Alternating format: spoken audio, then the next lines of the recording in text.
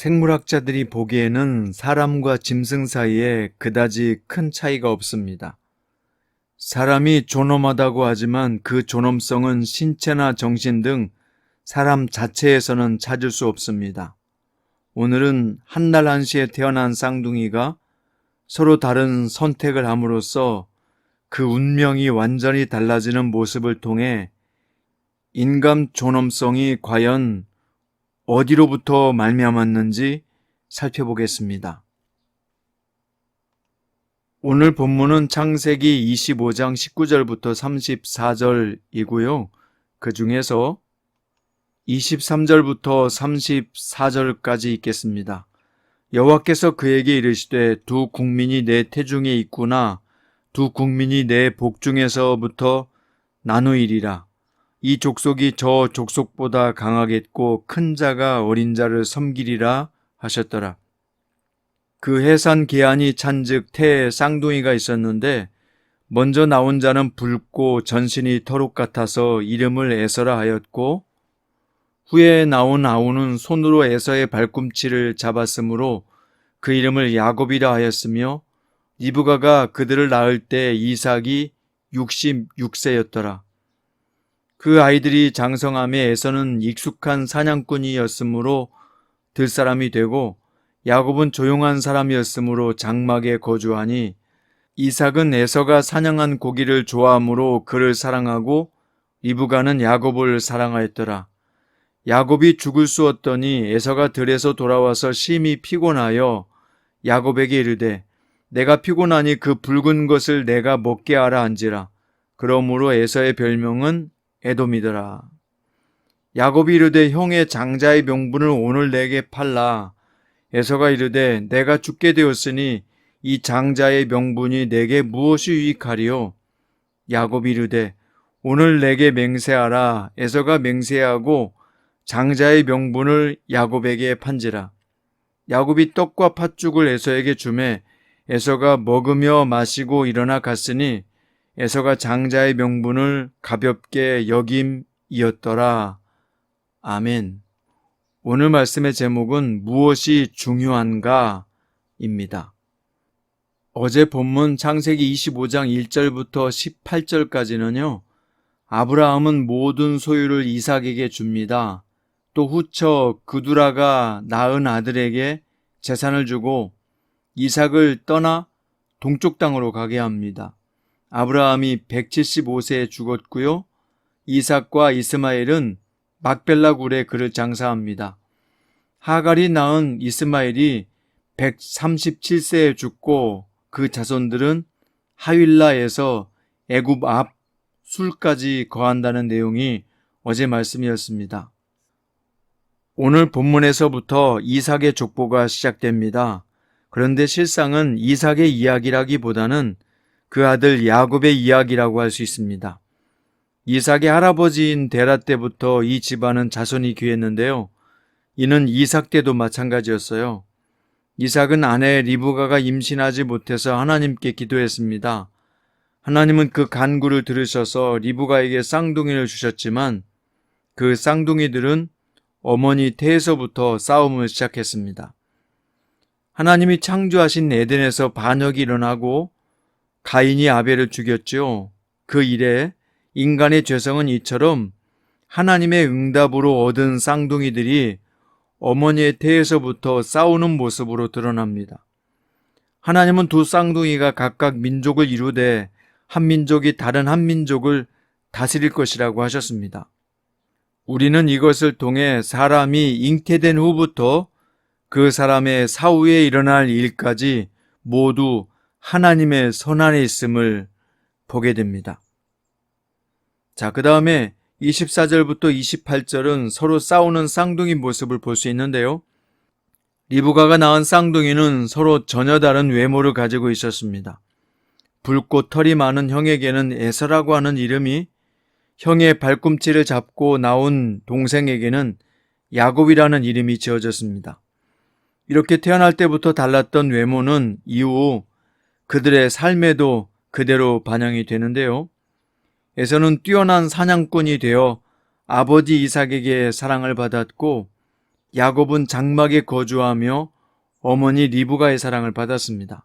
성경에는 니므롯과 에서 두 사람만이 사냥꾼으로 등장하는데, 고대 근동 예술품에는 흔히 왕들이 사냥에 나서는 모습이 그려져 있습니다. 그만큼 당시 가치관에 의하면 에서가 힘을 가진 쪽이었습니다.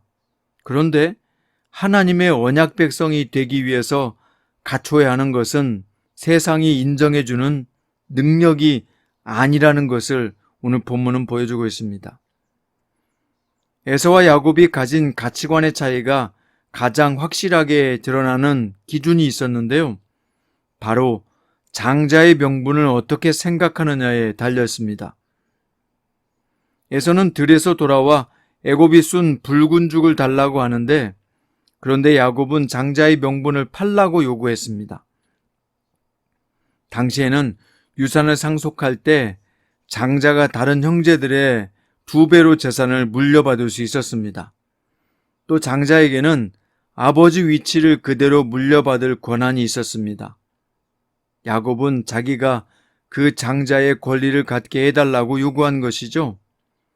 에서는 지금 당장 배가 고파 죽을 지경인데 먼 미래에 아버지가 남길 유산이 뭐가 유익하겠느냐며 야곱에게 맹세하고 그로부터 떡과 죽을 받아 먹었습니다. 에서는 미래에 관심을 갖지 않았던 것인데 비해 야곱은 미래를 바라보고 있었던 것입니다. 여러분, 이렇게 믿음이란 하나님이 이루실 것에 대한 소망을 품는 것인데요. 에서는 눈앞에 벌어진 일에만 관심을 갖고 있었고, 이것이 그가 언약의 약속에서 멀어진 이유였습니다. 오늘은 광야를 걷다라는 책에 나오는 내용의 일부를 읽어드리겠습니다. 예전에 어느 집회에 갔다가 한 강사님의 간증을 들은 적이 있다. 자신은 신학교 갈 실력이 없었으며 공부도 못했고 건달로 살았다고 했다. 그런데 갑자기 하나님을 만나 신학을 공부하기로 마음먹고 아무것도 모르는 채로 그냥 신학교 입학시험을 봤다고 한다. 아무것도 모르는 상황에서 그저 기적을 보여달라고 밤새 기도했다고 한다. 그리고 다음날 시험을 보는데 갑자기 눈이 밝아지더니 옆에 있던 사람의 답안지가 크게 보였다는 것이다. 자신의 시력이 0.2 정도였는데 거의 바로 옆에서 보는 것처럼 답안지에 답들이 보였다고 말했다. 그래서 옆에 있는 사람의 답안지를 보고 자신은 합격했고 지금 이렇게 큰 부흥사가 되었다는 엄청난 간증을 했다. 이것이 하나님의 은혜와 기적이라고 하면서 막판에는 역시나 헌금 잘하면 그런 놀라운 복을 받는다고 결론을 내렸다. 어느 순간까지는 그냥 듣고 있었는데 막판에는 속이 울렁거렸다. 그게 기적인가? 커닝이지. 아니, 도둑질이지. 남의 지식을 도둑질해놓고 하나님의 은혜라고 떠드는 모습에 화가 났다.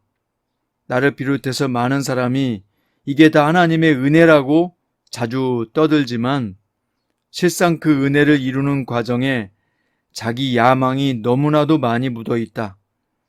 눈에 보이는 결과만 이야기하다 보니 과정이 묻히는 경우가 너무 많다. 그러나 과정에 은혜가 있었다면 현상적인 결과가 안 좋다 할지라도 오히려 그것이 바른 은혜일 것이다. 은혜의 결과에는 반드시 은혜의 과정이 있어야 한다. 여러분, 그렇습니다. 우리가 은혜를 사모한다면 은혜의 결과에는 반드시 은혜로운 과정이 있어야 합니다. 과정을 무시하고 결과가 좋으니까 모든 것이 하나님께서 하신 일이라고 그렇게 떠든다면 그것은 결코 은혜로운 모습이 아닐 것입니다.